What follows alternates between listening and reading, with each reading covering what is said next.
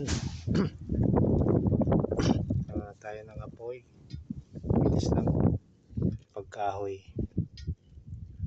Mas maganda pa yung kahoy kaysa sa charcoal.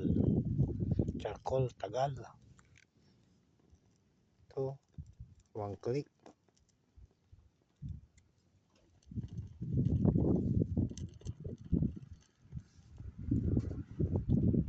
Ganda ng hangin. Lamig. Para tayong nagka-camp. Pag charcoal yan, pinabayaan mo yan, wala na yung apoy, mamamatay. Pero pag kahoy, hindi ka na kahit pabayaan mo, may apoy pa rin. Hindi ka na mahirapan mag-ihip na mag-ihip. Ubos na yung hangin mo, hindi pa sumisindi pag charcoal. Muling